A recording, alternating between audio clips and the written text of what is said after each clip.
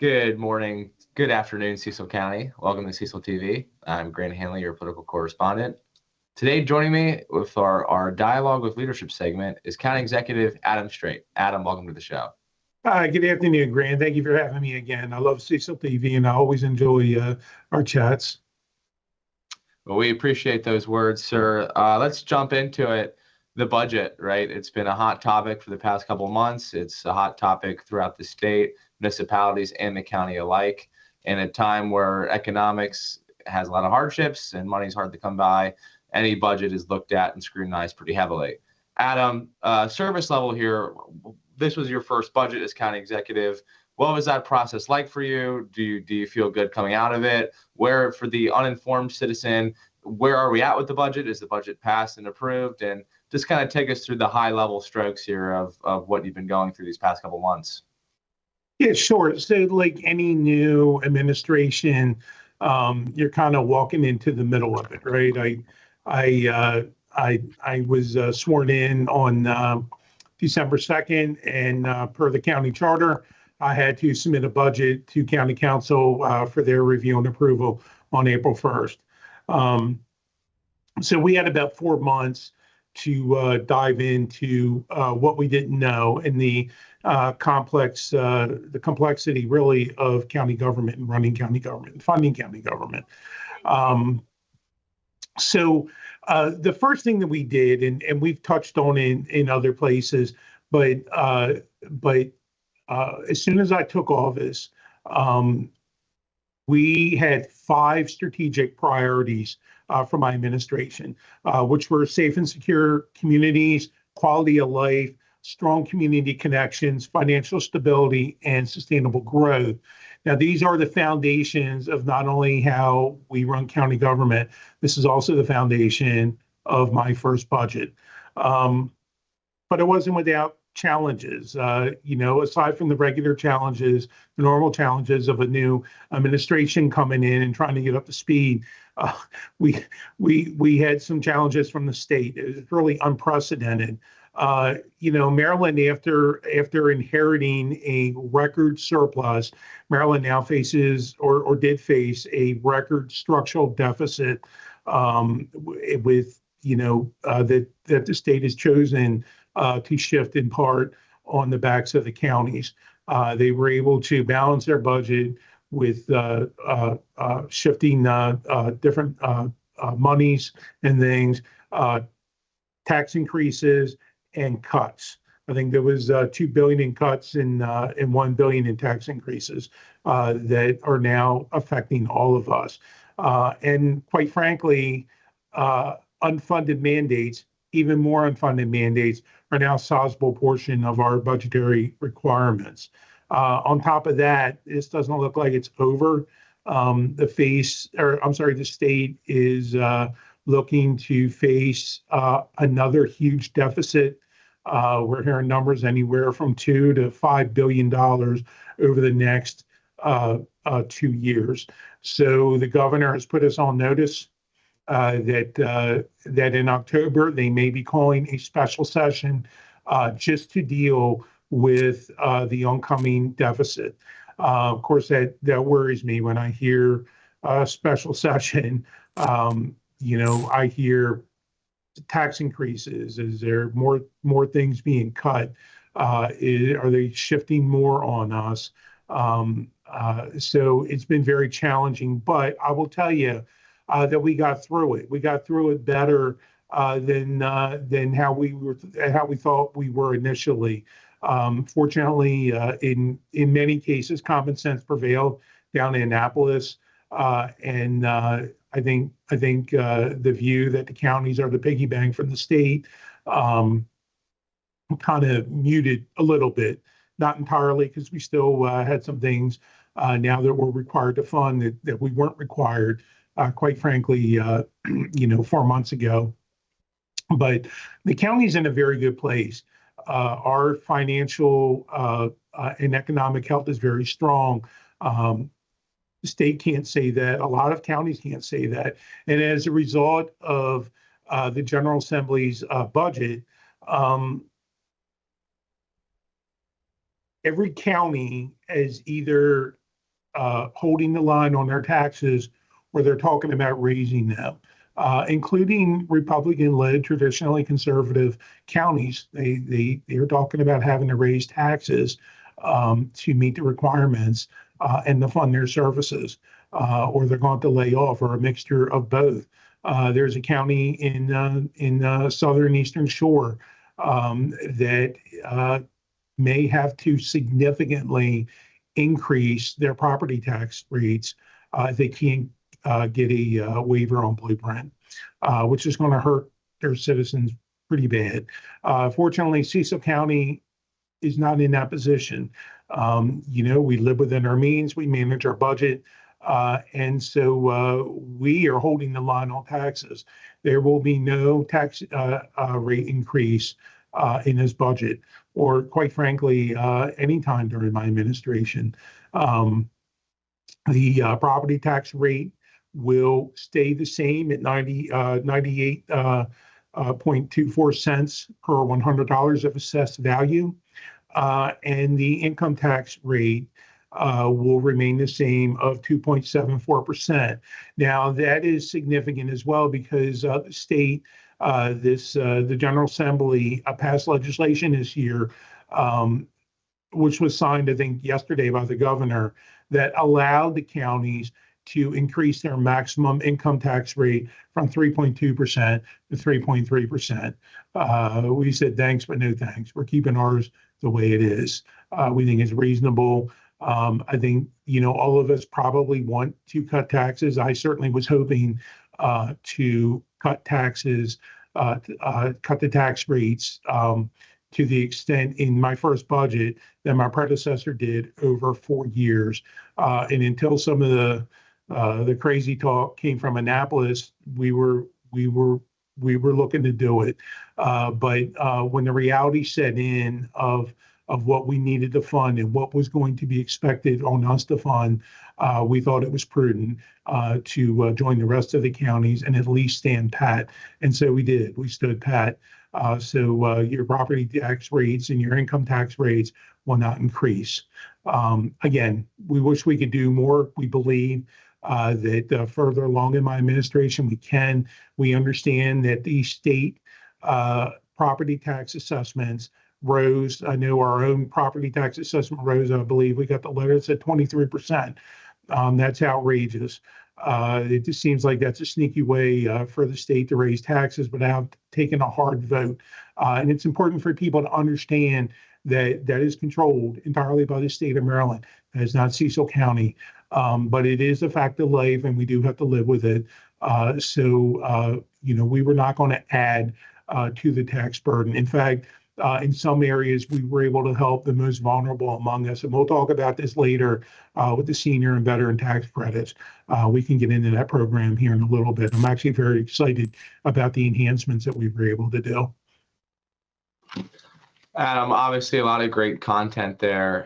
Just so we're clear, you're saying that the average Cecil County citizen can anticipate an increase in their property tax bill, not because of Cecil County property taxes increasing, but because the state assessment value increases. So despite the property tax rate being flat and unchanged by the administration, because of state assessment, unfortunately, citizens will probably endure some sort of higher price to pay there. Is that correct? Yes, we're all in this boat. I'm in this boat. I don't make a lot of money. I probably average about like everybody else, and my family feels the pain along with everybody else. To include, I know we talked about this last time I was on your show, the energy bills. That was a big hit for us too. We took that was a financial hardship.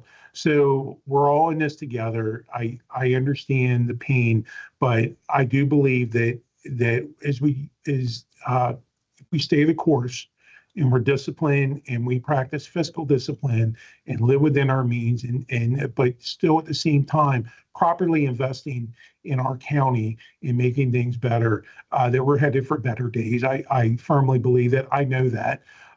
And so, there's lots of things that we want to do, and we'll get there. But right now, we have to navigate these stormy waters. There's a lot of uncertainty still coming from the state, and we want to make sure that we're prepared to meet those head on without cutting services, without laying people off, and without raising our tax rates. And again, we're in good shape. We're in a lot better shape than many other counties, and certainly the bigger urban counties in the city for sure. Mr. Executive, about a year ago around this time, there was an uproar when it came to the budget regarding CCPS funding. It obviously became a very important issue to your administration and became an important issue to you back on the campaign trail. Now that our first budget is delivered here, what can we expect for CCPS funding? So we funded Cecil County Public Schools $6 million over local share. That's in addition to the state mandating that we are now required, we're on the hook for 50% of teacher pensions, or the teacher pension funding, which equates to about $1.3 million that we had to come up with this year.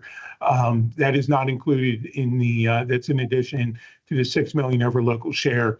Now, we came to that number because I did what I told you I was going to do. We weren't going to negotiate in public. We were going to set aside acrimony and politics. And myself and Dr. Lawson and school board president Diana Hawley, we sat in a room and we hashed it out. This was a number that all of us believed best served the interest of our students as well as the taxpayers. It was good common ground. It wasn't acrimonious at all. Obviously, like any department, they wish that we could do more. We wish that we could do more, but we're also conscious of the fact that what we give them now, we're on the hook for kind of forever. So $6 million was agreed to by all parties, and it was something that was sustainable for the county and we could afford. And we said absolutely, and that was again the byproduct of respectful and open back and forth dialogue. And we thought it was a good balance. We believe the school thinks it's a good balance. And look, there was underfunding of the schools for quite a while, and we're not going to fix things overnight. We're going to chip away at this as we can afford to do that. I'm committed to doing that, and so this was a good first step, a good faith first step toward meeting that goal. We don't know what next year's going to bring. Again, we're keeping our eye down in Annapolis, and because everything that they do, we feel the effects of. But this year, we feel very, very good about this budget. This is a good budget. And not only that, this is an honest budget.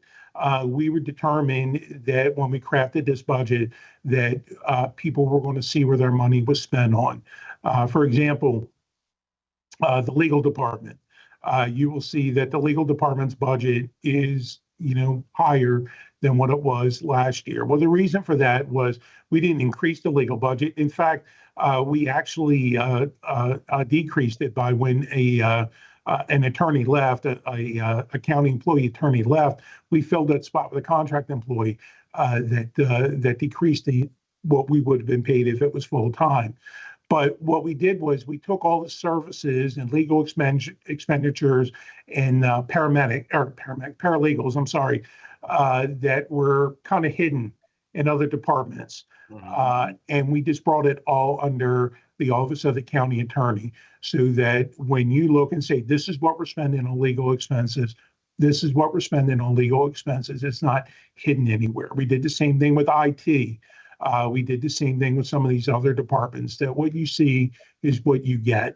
And we feel like that's the best roadmap going forward. Sunlight's the best disinfectant. We have to be accountable to the citizens for the tax money that we spend. And we feel that by them seeing this is what we're spending money on in the categories, and without playing games, that was the best road forward. And we're very proud of this budget and that we've done that. It also sets the blueprint now for budgets in years ahead, at least under my administration, that now that we have this, and next year, instead of 4 months, now we got 12 months to look ahead and craft next year's budget. We could look and see, okay, maybe we missed something here. Let's bring this in. But that is the goal, to bring everything in an honest and transparent way, so that you see how we're spending your money, and that we are committed to being disciplined fiscally. Sure. Adam, one of the exciting programs your administration had launched and announced recently was the tax credit for senior citizens. Can you kind of expand on what that program looks like and how it came to be? Sure. Well, we didn't launch it. The senior tax credit had been around for a while. I think not the last administration, but the administration before. And I think the veteran tax credit was the last administration. But what we did was we expanded it. What we noticed was very few people either knew about it or qualified for it. So, for example, for both the senior and the tax, for the senior and the veteran tax credit program, there's a distinction. This is all tied to state legislation. So there were certain parameters that we still had to follow. And the difference between the veteran and the senior tax credit, you still have to be 65 years old. But we took, for the veterans, we took the length of time that you had to live inside your residence, and we did away with it. That was the difference here. So if you were a senior and you were a vet and you lived in your house 2 years as opposed to 20, which was the old standard, you would qualify for this. So what we did was this: we looked at the qualifications. And the old qualifications for both were, I believe it was 92,000 total household income.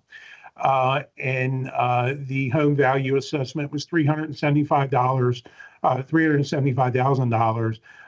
And at least for the senior tax cut or tax credit, you had to live in your house for 20 years. What we did was, to get more people in to qualify, was we raised the total household income from 92,000 to 150,000. This took into account that we're now getting into the generation where you had two parents that worked outside the home. And so the pensions, now you have two pensions, and maybe $92,000 wasn't enough. So we raised the limit to $150,000. With the home assessment value, we raised it to $400,000. And if your house is $400,000, that's a maximum. That's 20% off of the county portion of your tax bill. So the maximum for that was, I believe the number was $785, somewhere around there. And then what we further did was we capped it up to $500,000. So if your house was valued at $410,000, by raising up to $500,000, you weren't cut out of this. You still got up to the $400,000 assessment. You still got the tax credit, and this was done to protect seniors from, the rising assessment, rising property assessment from the state that we talked about before. So their property assessments were raised above that 400 mark, but under the 500 mark, they still could claim this tax credit. We also cut the years inside the house, living at the residence. And again, this is for your primary residence. So if you have multiple residences, this is the one you have to live in, right? That's the other requirement. We cut that from 20 years down to 10. And so far, as we push this out, and we're going to continue pushing this out, we're going to be going to senior centers, we're going to be going to community centers, we're going to be going to town halls, including Northeast, and we're going to be pushing this. We want people to take advantage of this. We want people to know about this and to utilize this. And as of today, I don't have the numbers, but I understand that just in 2 weeks, less than 2 weeks since we announced this, that I guess it's been less than a week, right? We dropped the budget last week, so or not less than a week, but just over a week, less than 2 weeks. It seems like we are on track to far surpass what we did last year and in years in the past. So we want more people to qualify this, and I'll tell you a little story. When I had my town hall budget back in January, February, and there was a senior who got up and spoke and said, I know that you weren't going to do the tax rebate that they did the past 2 years, which, by the way, wasn't going to happen this year. No matter who county executive was, it's not sustainable. And I think we all knew this wasn't going to happen anyway. Dipping into the fund balance for this. But she said that seniors are living on fixed pensions, and they're being hit by these rising assessments too. And what can we do to help them? And that set with me. I heard her. So the first thing I did was I went back to my finance people and said, what can we do to help this lady and those like her? And he came up with this. And next year, we're going to reevaluate this. And if we can make it better, we want to make it better. We do want to help those folks. And we're very excited about it. That's great to hear, and we're excited to hear that there is likely to be increased enrollment in the program. Adam, other aspects of your administration that you have championed in several different locations has been new website for Cecil County government. The sheriff's and deputy's office has seen increased benefits and pay structures there. Furthermore, the economic study is another component that your administration is looking at. CCPS seems to be getting more funding prior to last year. So you're making all these investments, and we understand why it's important to your administration. But how do you think these investments will be sustainable long term without raising taxes, especially with the pressure from the state and the more unfunded mandates and structural deficits that are getting added to the Cecil County tax bill? Yes, the answer to that is yes. We would not have done that if it was not sustainable. The last thing that we want to do here is raise tax rates. I'm committed to not doing it. I campaigned on it. I think that government needs to live within its means.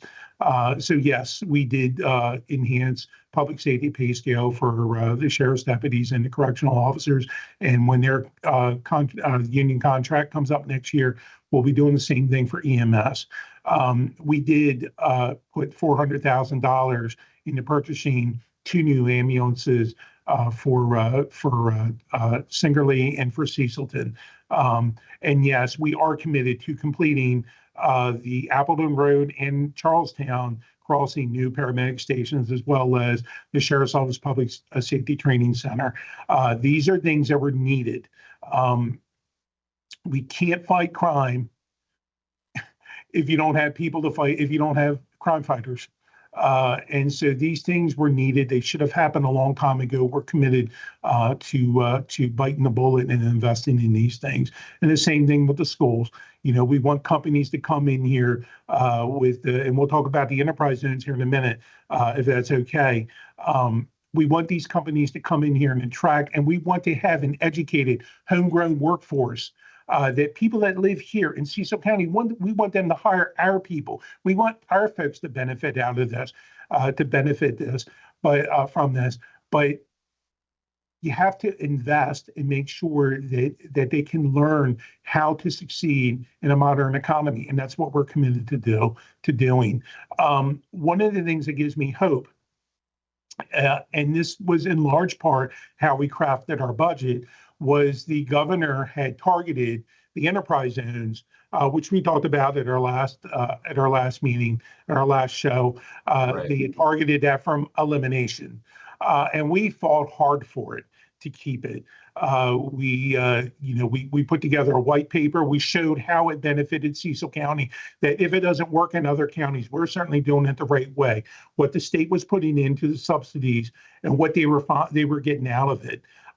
And I'm happy to say we were afraid that, we have a decommissioned naval base at Bainbridge, right? And we have companies and businesses up there, and these are good paying jobs. And we had 3 more lined up. And if the enterprise zones had been eliminated, then they would have said bye-bye. And I would have had to hang a closed for business sign on Bainbridge. And nobody wanted that. The enterprise zones is our greatest tool for business attraction and expansion of business, like Northrop Grumman, who has expanded twice and is getting ready to expand a third time.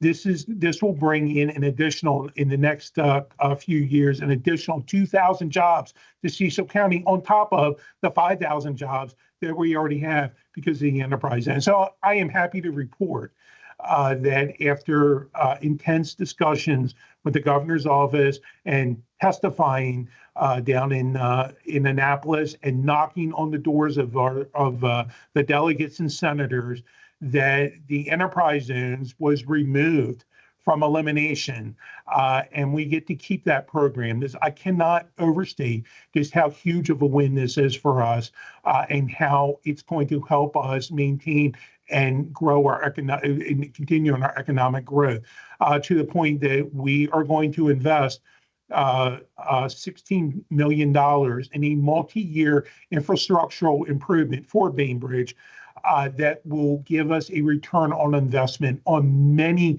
millions of dollars that will help us fund the things that need to be funded, like public safety, like schools, like our roads, and the things that affect our quality of life without raising taxes. And hopefully, if we play our cards right, to actually lower our tax rates in the future. Well, congratulations. That is definitely a big success. And I know firsthand with my background, it's tricky to get things done in Annapolis, being in the minority party. So that is a big win, County Executive Streight, and I'm personally excited to hear that.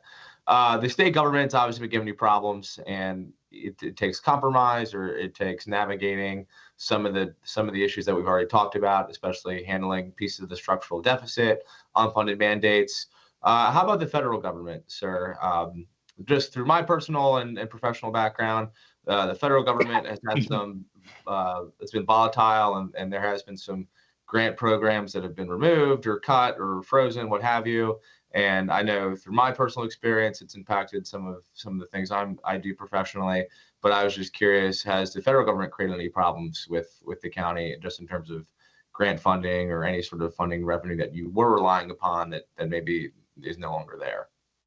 Well, it doesn't seem to have affected us too much. As we know, the president has targeted spending that he feels is waste and fraud. I will tell you that Cecil County government, the people that we have working for us, I got to tell you, we should be proud of our workforce here in Cecil County government. We got rock stars working for us, and I'm so proud of them. And they work very hard to serve us, to serve the citizens, make Cecil County look good.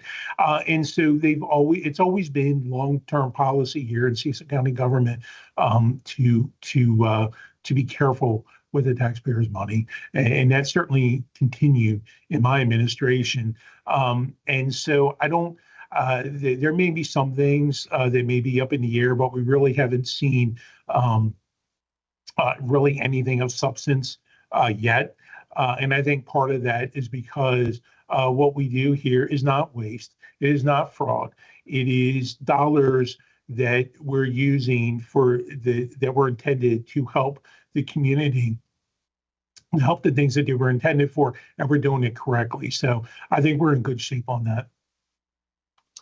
Mr. Executive, when you were in the campaign trail, as well as a couple of county council members, one of the big discussions and dialogue was the role that the council should play during the budget, and if the council should have more power over the budget and things like that. Now that you've gone through this process, what are your thoughts on the role that council should have with the budget, and how has your experience been with the council with your first budget? So when we walked in here, when I first took office after being sworn in, I made it a priority to extend to the council that they are my governing partners. They are a separate but equal branch of government. Excuse me. And they should be treated as such. They have an important function as a legislative branch, which is a check on the executive branch. and that includes scrutinizing the budget and making sure that the people's money is being spent appropriately.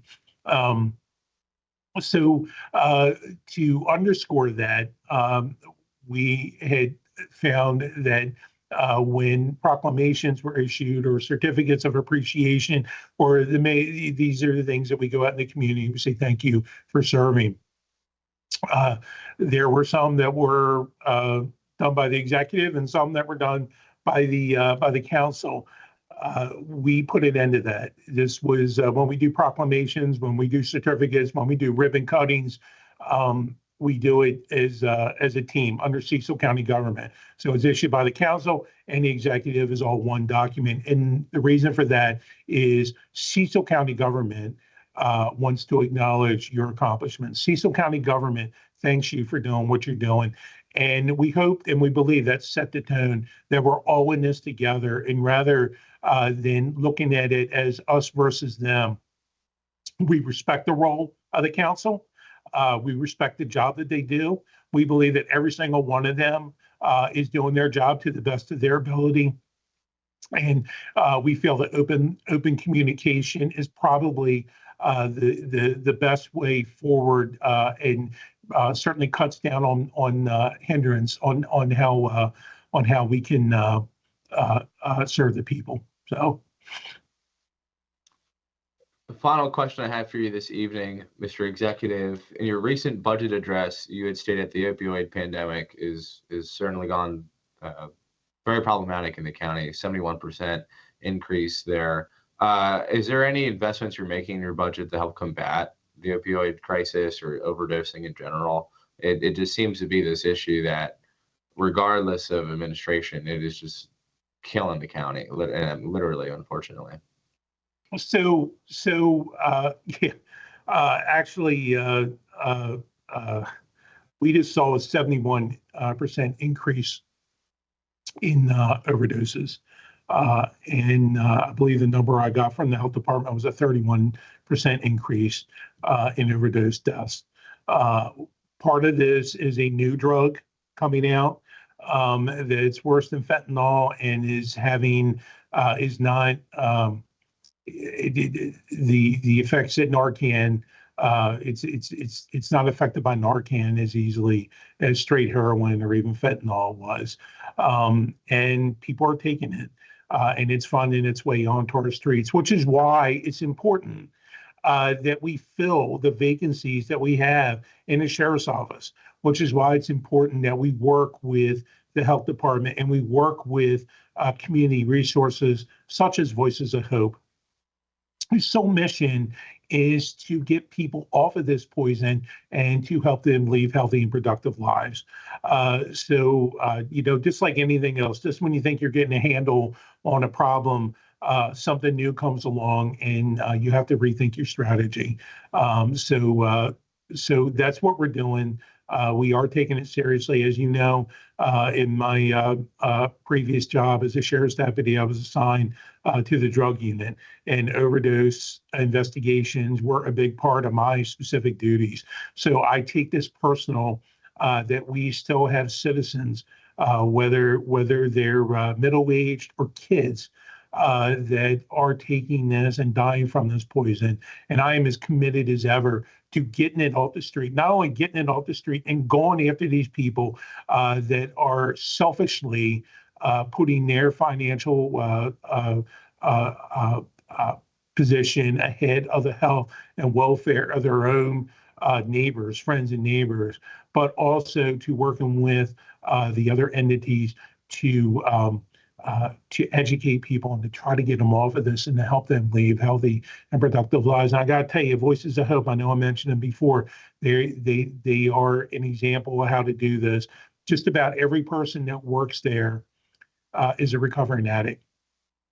In fact, when I took a tour there several months ago, there were people, counselors who have been clean for years, that are working there that I had dealt with years ago. I thought were long dead. If you had asked me before I walked in that door, whatever happened to this person or that person, I would have figured they're probably dead by now. And they're not. They're thriving. Why? Because they took their sobriety seriously. And these are the people that have the blueprint to help our fellow citizens that are still addicted, that are still suffering because they've been there and they've done it and they have the credibility, and we're here to support them as well. We're never going to arrest our way out of this, but we are also foolish to think that we can't use the resources in the criminal justice system to go after the people who are peddling this stuff.